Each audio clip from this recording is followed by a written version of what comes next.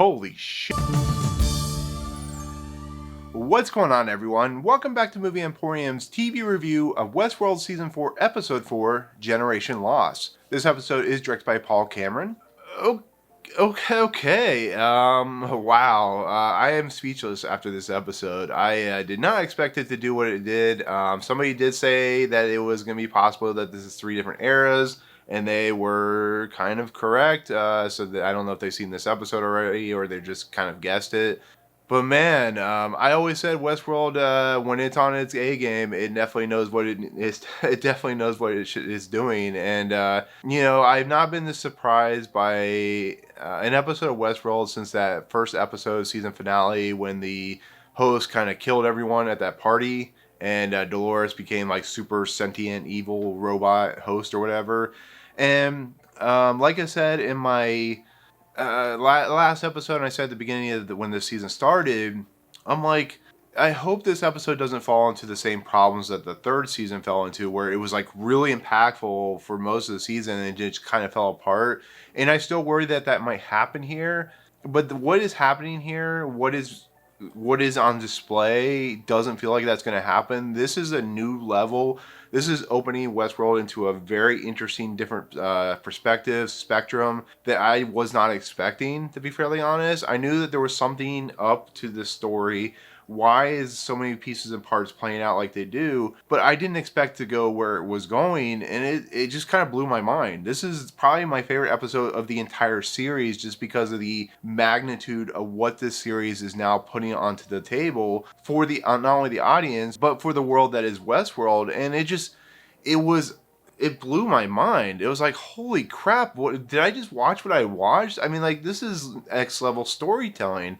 And if you didn't like the episode, that's perfectly all right. I have no problems. But I'm just like, if you want Westworld to be great and kind of move past what it is doing with the doldrums, this is what it should do. I should be left speechless after watching it. And I should be telling everyone that this is like the episode you need to watch to really get a good grasp of what is perfect about the series when it is perfect and it's not doing stupid things. And oh my god. And on top of everything, this is actually a very emotional episode because it brings in some very emotional ideas and concepts about what exactly is going on and who exactly is affected by what's going on and why is this affecting the real world? Why is this happening to these people?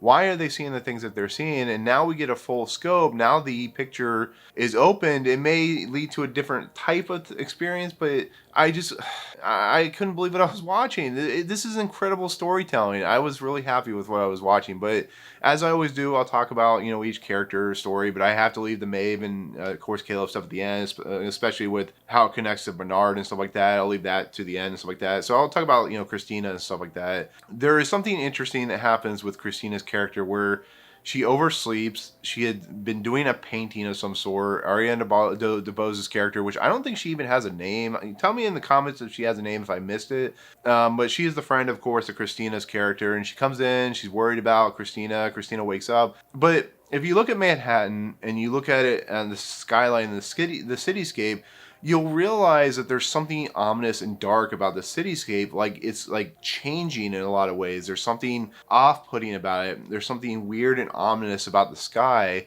When Ariana Debose's character tells that story about the flies and how they took over her in a dream and took over her family in a dream and how everything kind of, it was like a nightmare. It's going to lead into what I believe is kind of the big revelation of this, this episode and what it's trying to do. But what's really interesting is when the painting is revealed, it's the tower that we've been seeing. It's this dark cloudness, dark thing, which I assume is the flies of sorts. But it really inflicts this situation of why is Ariana Debose's character telling this story at this particular moment? What does it have to do with Christina's character? And why is Ariana Debose's character always wanting to go out at night? What is that particular purpose? And I think that's fascinating, especially when you get the big reveal at the end. I think that's interesting because it leads into like what exactly is going on in this world that Christina is involved with. Why is she feeling like this? Why is she having these dreams? Why is Ariana Debose's character finally coming out with this story that she has nightmares about? Why is it important to what's going on in this story altogether? And I felt that like as as I was watching, I'm like, this is really weird. I don't get it. I don't understand what the purpose of it is. Flies are apparently a thing. Why are they so important to now Ariana Debose's character? And then it leads to they go back to a club or a very fancy restaurant as they've been doing throughout this entire series. And of course, Teddy comes into the mix. I'm like, cool, Teddy and Christina or Dolores are going to reunite. I think Teddy of course knows more because he actually has memories of what happened. He's actually slowly pushing himself into her life, trying to get her to remember who she is. And I think that's a fascinating thing because there's something with Teddy's character that is not fully explained, but I think he knows more than he's letting her know, and she's trying to kind of open her up and reawake her from this nightmare that she's in. Maybe she's stuck in some reality that she doesn't like, because like I said, I thought that they were in their own reality. I thought it was kind of their own making and stuff like that, but there's more to it than I even thought of it in the beginning, and I think that's fascinating. And there's a lot of emotional heart to that moment with her and Teddy's character. There's a lot of, remembrance to the history of Westworld and how they present themselves. He said he was a bounty hunter with a heart of gold, and it was nice to see James Marsden come back as like an individual who was loved for in Westworld, but he died, and how did he come back and that type of thing. It's really nice. It feels like Christina is creating this world, and he just kind of comes back into the mix and stuff like that. I really like that, but that's kind of her story at the moment. But like I said, it leads into a much bigger thing that's going to play out with what I believe and what I've seen from this episode and what you've seen from this episode, of course. But we'll go into the Bernard and Stubbs stuff real quick. Bernard and Stubbs are kind of sitting there as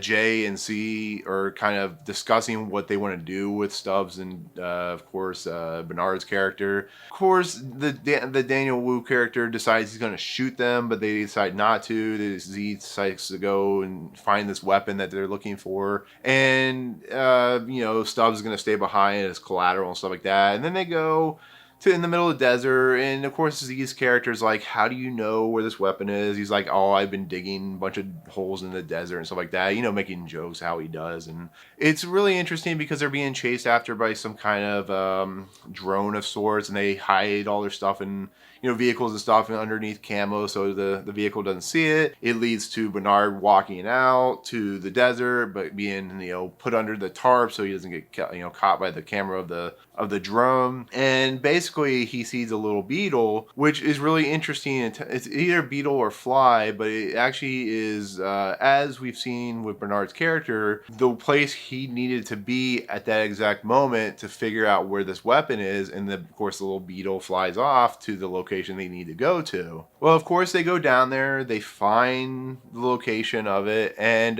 they use this really cool kind of big fan to start blowing all the dirt and stuff like that, kind of how it works and whatnot. And we won't talk about the ending portion until I finish, until we, get towards the end of this episode, but that's kind of where I'll leave off with Bernard and Stubbs. There's not really what I would call much there. It's Bernard and trying to get this character to a specific location.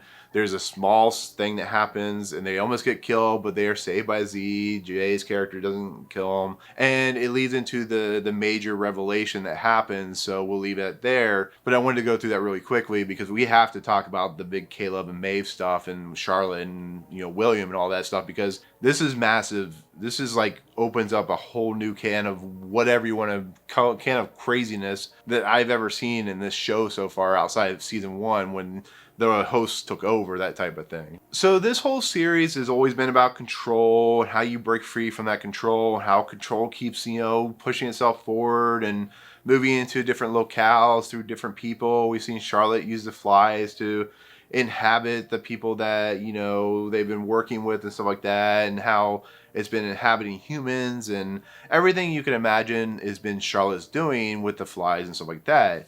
So we come back to, of course, we see, Caleb and Maeve attacking the lighthouse, take down whatever that sentient machine is. He gets shot. He is, of course, left at the emergency room where he meets his wife. And Maeve, of course, disappears. And we find out the whole situation behind that. He wanted her to have a life. She wanted to go off to leave him to be safe. And, of course, when she was trying to look for him, caused that big explosion, which set off the whole situation at hand. As we learn, that's all being kind of manipulated from Charlotte. He has a device on him.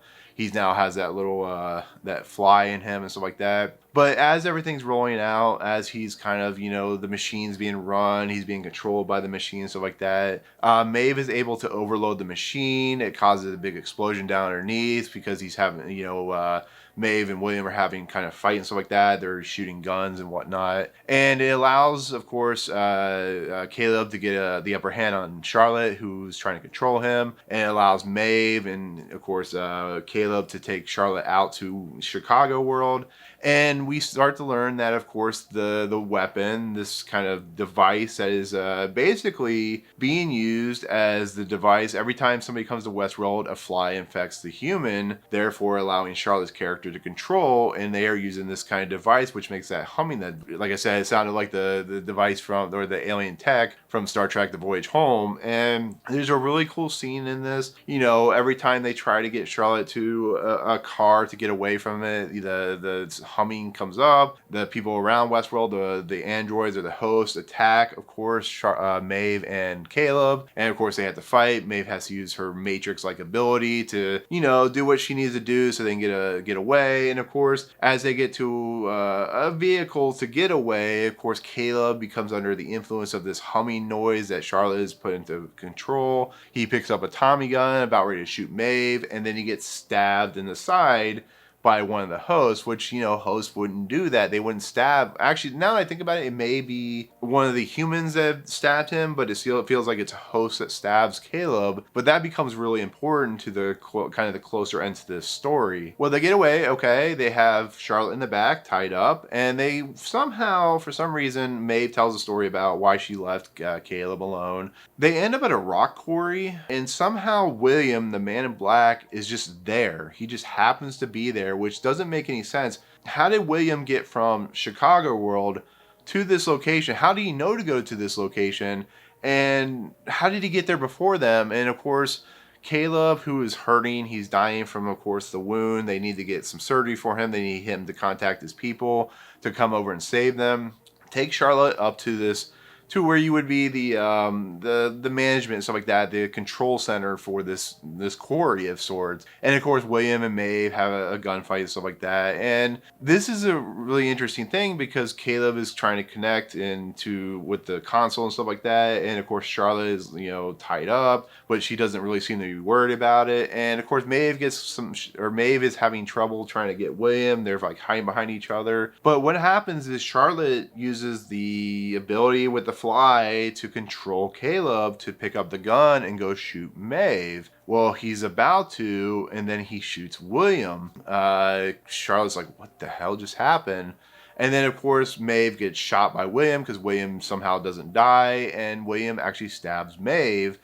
But Maeve, knowing something knows what's going on, knows something's happening, sets off an explosion. And exploding basically kills herself and William in this quarry mine, which is, completely devastates, of course, Caleb's character. And this is where, after everything's said and done, this is when it becomes holy crap moment, because at first I didn't understand what was going on. To be fairly honest, I was confused, but then it starts dawning on you as you start kind of really listening to what Chralotte's saying. And she starts like, when the people of Caleb comes into the mix and they're close, Chralotte makes him realize that these people are not his people, they're actually her people, and they shoot Caleb. Well, Caleb snaps back and he is back in the room again. And if you remember in the beginning of the episode with the device on Caleb's head that's controlling him, remembering the whole situation at the lighthouse, you remember that there's something off about whole Caleb's situation, especially with the fly. What makes it so interesting and so mind-blowing is everything that has happened to Caleb, ever since, everything that he has seen, makes you realize that, or she basically makes him realize that he is not really there at that moment. He's not at that situation. He's not there. Like, everything that's happened is a memory. It's the past. And not only is it the past, but Caleb is dead. And the Caleb that is currently living is, I think it was like 256 host number or something like that. So not only is Maeve been dead, but Caleb's been dead for 23 years. And not only has he been dead for 23 years, he's been experimented on for 256 times to get the perfect host. So that's pretty big in its own right. So here we are, Caleb, and everything that he's been going through, for the most part, some of the stuff may have actually happened, but for the most part, at some point when he got stabbed or when he got shot, he died, and his body was kind of reconfigured and stuff like that, like William's character is, and he has been experimented on 256 times to make the perfect host, to make a perfect controllable host by Chralotte. On top of everything, when Caleb comes to, you realize that we are in the New York City that Christina's in. And not only that, but this building that Chralotte runs is Olympiad, who is the employer of Christina. So therefore, like the Matrix, I guess you could say, when Caleb actually runs out of the building into the street, everybody stops. And then we realize that machine, that humming machine, is the tower. And that tower is emitting a noise. And on top of everything, there was a comment about listen to the people and what they're saying.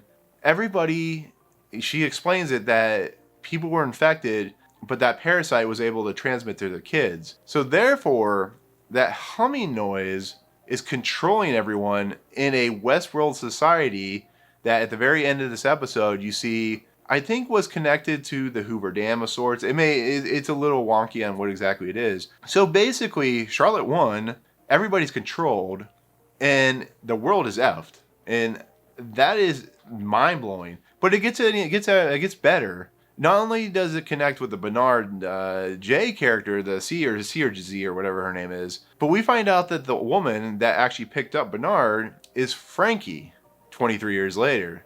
And the weapon that they're looking for and found is, of course, Maeve. So everything that has been happening, of course, as predicted, has happened in different timelines. But now that we're halfway through the season, at what would be a season, mid-season, kind of finale, has basically come to the realization that Chralotte won, everybody's now controlled in some way, and it's a world under control. It is now flipped from what it was in season 1. Now the humans are now controlled, of course, by Chralotte. And it brings up the whole idea of the dream that Ariana Debose's character had. She is probably remembering something that happened in her past when she died, her family and stuff like that. It's the reason why Christina keeps seeing this tower. It's the idea that I'm sure what Teddy knows, if he's seen something. Mind-blowing. It's a new kind of jump for Westworld. It's actually one of the most explosive things I've seen in the show ever. I think this is the best episode of the series just for what it just did, because it actually took the series and completely put it into a new spectrum of interesting, and I really love that. I was not expecting that. I didn't really see that coming. When you can do that to me personally and kind of surprise me, and I've had shows like Lost do that to me, where it's just like, wow, that's not what I was expecting. But this show went on to another level just from doing that. This is the best episode of the series. I'm not lying. I love that first season's finale episode, but I think this is the first time, maybe even since the first episode, where you learned a lot of these characters are hosts, they're not actually real people, that the show just felt like it was fresh again. It really is. Now, I am a little worried that it's going to kind of fall off, that this is kind of a high point for where it's going to go, because it only has 4 episodes left. But I'm telling you, if you hate this episode, I'll be surprised, because the episode is just, it's revolutionary for Westworld. It really is. It does something completely new and interesting. And on top of everything, for anybody who wants, something out of the show, you got something out of the show. They allowed this show to progress into new territory, and you can't not like that for that. It's just, it's amazing. Yes, there are still pieces. Yes, there are still ideas that may be a little confusing to some people and may still don't make any sense, but yes, there are some pieces that are still not explained, and what exactly they're going to do with Maeve, and how they're going to handle this and that. Where is Christina finally going to wake up? How is Chralotte going to control the whole rest of the season? What is Caleb going to do? Now he's been put the black bag over his head and stuff like that. What exactly is going to happen? And my theories are they're going to wake up Maeve. There's going to be a big battle once again between, which I think is a little bit problematic, but there's going to be probably another battle between Maeve and Charlotte, and then Dolores may come into the mix, and Bernard's gonna die at some point, maybe by the hands of Charlotte, or he's gonna kill both him and Charlotte, and that's gonna be the end for them both. I mean, it's really interesting, but I mean, we'll see how the second half of this season goes. But like I said, this is a perfect episode. It really is. It did everything I wanted it to. It gave me answers like I wanted it to. It didn't beat around the bush on exactly what it is. It allowed some open-ended questions. It answered a lot of questions on what was going on, and it did more this episode than what I think the entire third season did, and that's a complete improvement. Like I said, this season's been an improvement in general, but hell, man, this is a fantastic episode. It really is. So that's where I'm going to leave it. Like I said, my theories are there's going to be a big battle at the end like there usually is. There's going to be some big revelations about, how Caleb and Bernard and Christina and Maeve continue forward. Is Charlotte going to be finished? Is Tessa Thompson finished after the season? Is Jeffrey Wright finished after the season now that they become huge stars? Where exactly is the series going? I don't know at this point, but I love where it's heading so far. So at halfway point, I love this episode. My favorite episode of the series so far. So, and if you can imagine, there's only one score to give this episode, and that is a 10 out of 10. I have to go there. 10 out of 10. Was not expecting to do that in the fourth episode of this season, but perfect episode. So anyways, with that said, that is my take on season 4, episode 4 of Westworld, which is called Generation Lost. Kind of makes sense on the episode title, a little bit. So anyways, with that said, thank you so much for watching. In the comments below, what do you think of this episode? Did it blow your mind like it did mine? Is there anything that you have questions about? Maybe I can try and answer, maybe I can't, I don't know, but let me know in the comments what you thought of the episode. Otherwise, thank you so much for watching. If you like this video, hit the subscribe button to join Movie Emporium. Hit that notification bell at top to find what's coming next. If you like this video, awesome. Hit that like button, and we'll see you guys hopefully on another great episode of Westworld. Peace out, guys.